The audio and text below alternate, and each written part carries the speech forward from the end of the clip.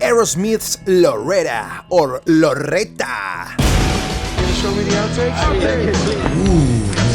It's nothing like the internet. Hey guys, how are you doing? I hope everyone's having an awesome day. So today I just wanted to discuss a little bit of what we know about Aerosmith's Loretta, which is a song left from the 9 Lives sessions, and it was probably written during 1996 and produced by Glenn Ballard in the South Beach studio in Miami, USA. But if you're new to the channel, be sure to subscribe to get all the new Aerosmith videos I post. Right now I'm covering all the main outtakes, but I'll be covering other fascinating rare topics from the band's history and their music, so like and subscribe to make sure you don't miss any. Okay, so what else do we know about the song? It's a bit of a faster song, but it's faster with a pop rock feel and a little bit of a punk feel at some parts because they're using a lot of fifths in the chords that they're playing in some sections of the verses. And this song looks like this song made it all the way to the end of the production line, from demoing to mastering. So that's really important because, yeah, it's a pretty polished demo, the one that I heard. So what do we know about the songs? Well, we have the lyrics and we can tell a little bit of what it's talking about. So it looks to be talking about an out-of-control, transgendered, drug-addicted prostitute experimenting with cocaine and prescription drugs and alcohol, because they talk about welfare drinks. I know it's just I think it's a little bit of a controversial topic, unlike Dude, which, you know, it was a funny, sexy song about a cross-dress, a tranny, basically, you know. But I think that this song could have been a little bit of an issue. You know, it was a controversial topic in terms that they are talking about transgenderism in a pop song, but they are depicting this transgender lady in not the most positive light. So maybe that's why the song got pulled off of the record.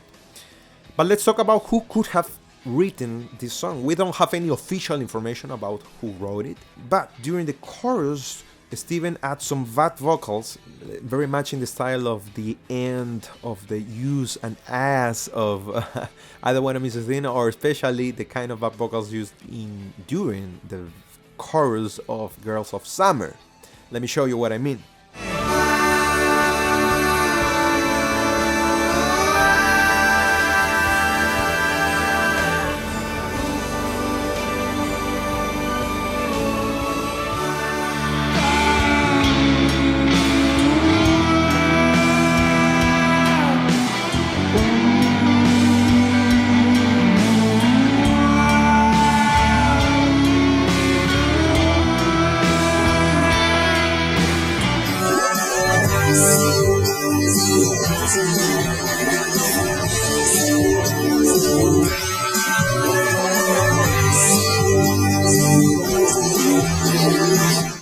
And the chorus of Loretta also features this kind of up vocals.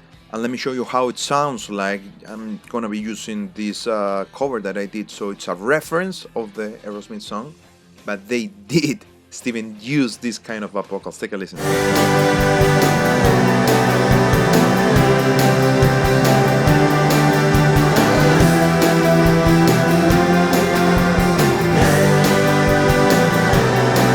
So, if you start thinking who was behind the writing of Girls of Summer, well, of course it was Steven, but also involved was Marty Frederickson. So that's why I made the first connection, because of the background vocals, line and melody. They sound similar to Girls of Summer, so that's why I think that Marty Frederickson is involved. And while I was surfing the web, I found this clip of an interview from 2015.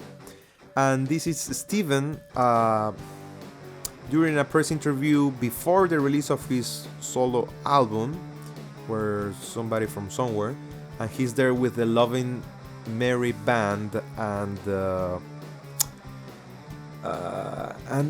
he's talking to the interviewers. This is a radio interview, but they're doing video, and he's talking to someone off camera, and it's a girl named Loretta.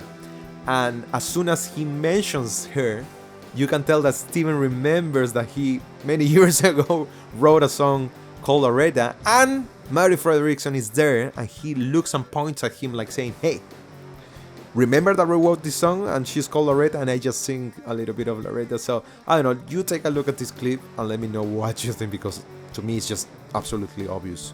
And Loretta styled the video. Go Loretta! Sweet Loretta, sweet Loretta. I think it's absolutely obvious. Let's play it one more time, but you can see what's happening there. Like, Steven is mentioning her, and then immediately he's like looking at Marty saying like, hey, remember that we wrote this song 20 years ago? So yeah, 20 years ago. And Loretta styled the video. Go Loretta! Sweet Loretta. Well, so it's not confirmed that Marty Fredriksson wrote it, but I think it just makes sense because of the influence in the back vocals and this interview. I just feel like he must have been there.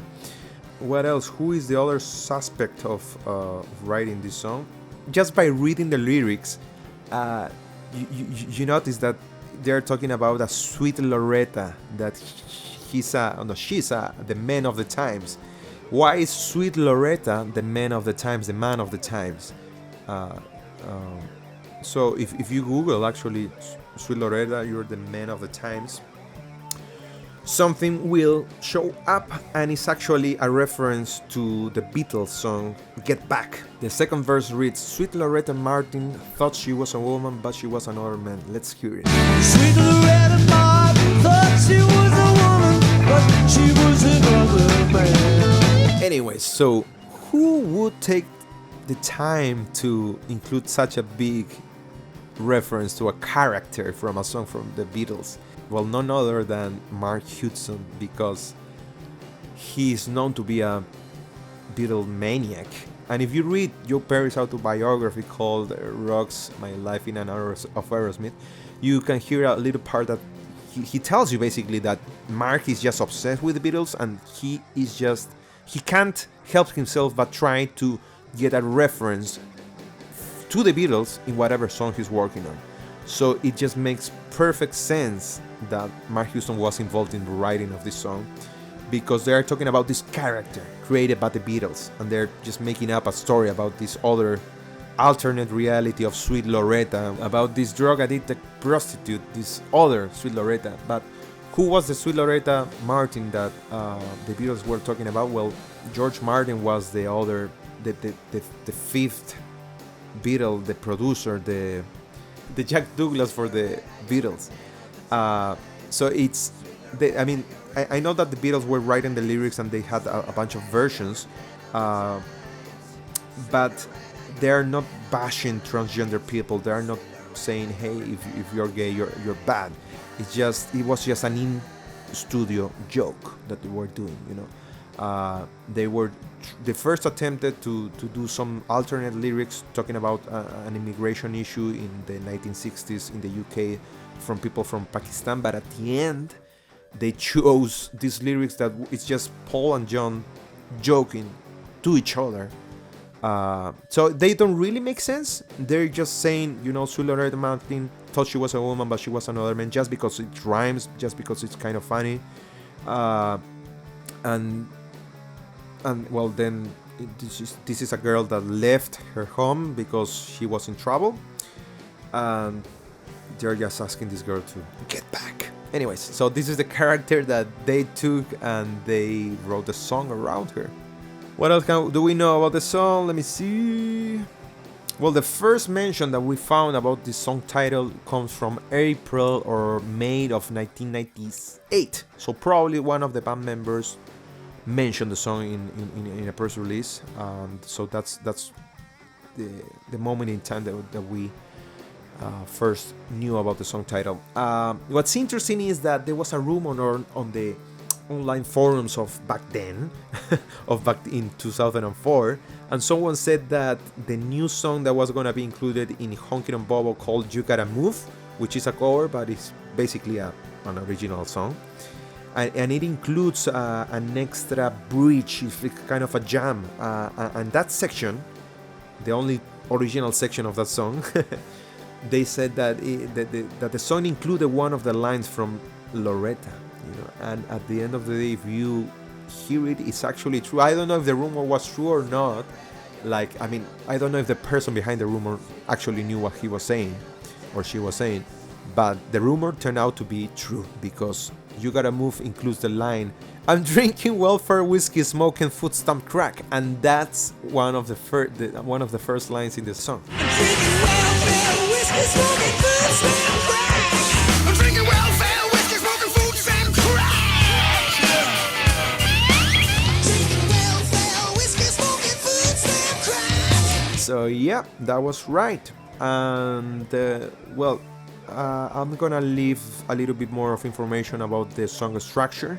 It's a fast-paced, fun song. It's kind of aggressive in some parts of the verses. It's a little bit fun in the pre-chorus, and it's a little bit happy and poppy in the chorus, and then it gets a little bit weird and out of space in the bridge, and it features a pretty interesting, unusual, a little bit dissonant solo from Joe Perry. I don't think that was his last final solo, but it's interesting to hear what he was working on. I know it just has a lot of psychedelics in the sounds. They are using some very unusual instruments, especially in the bridge, and it just features some amazing high-pitched screaming vocals from Steven. So I think it would be great to be able to hear this song in full and fully officially released.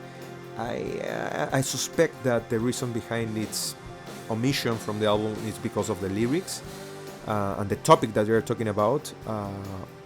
But yeah, I mean, I love the song, So comment down below with your thoughts. Do let me know if you agree with me, if I got anything wrong, if there's any other source that is talking about the song, and let me know which other song, outtake, album, or topic you would like me to cover in my next video. All the sources and links discussed can be found in the video description below. Thank you so much for watching, everybody. Stay awesome, and here's to hopefully get the Aerosmith Outtakes released officially soon. I'll see you guys next time, and remember, The light at the end of the tunnel, maybe you. Good night.